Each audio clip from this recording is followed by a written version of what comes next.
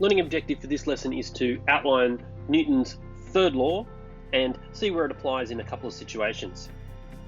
So before we get started in stating his actual law, there's 2 points we really need to make first here. Now, Newton, when he was devising these laws, realised that all forces exist in pairs and that each force pair acts on different objects.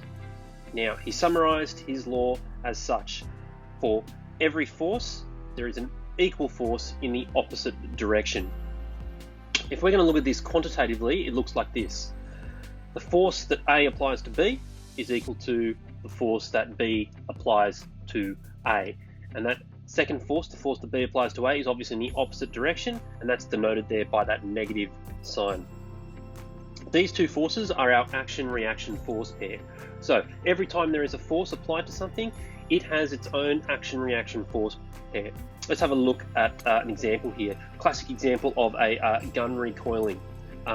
Obviously, there is a force being applied to a bullet, and because the action and reaction forces act on different objects, there's also the bullet is then applying a force to the gun, and because it's a very large force and they're both relatively small masses, they both go in opposite directions.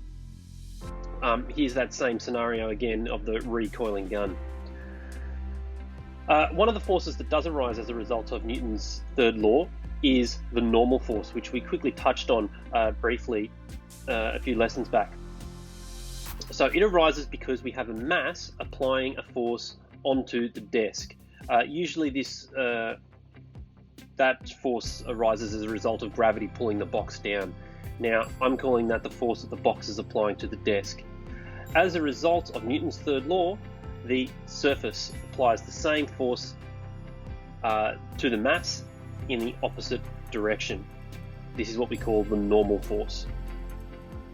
Another force that comes about as of Newton's third law is the thrust force.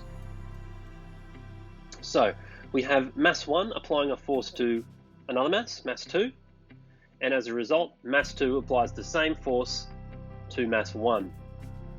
So the reaction force causes mass 1 to change its motion.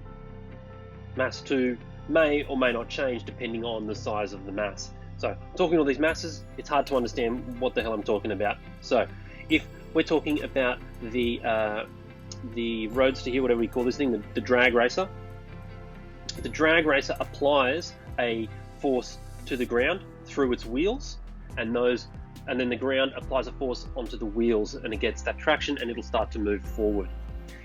This concept of thrust is probably a bit easily understood if we take it to a more complex location, like in space. So in this scenario, the way these things can move around in space where there's no air molecules or anything, they apply Newton's third law by forcing out gas molecules out of their, what are literally called their thrusters, and you can see them on the side there, and you'll notice that it's got sort of 3 dimensions on it, so it can change in all sorts of directions. So the capsule applies a force on the gas molecules and they get ejected out of the thruster. Cool. As a result of Newton's third law, the gas molecules apply the same force onto the capsule, and hence the capsule is then able to move in different directions. Newton's third law explains actually how we're able to move around. It's, in fact, to be honest, it's needed to explain all motion. Consider walking.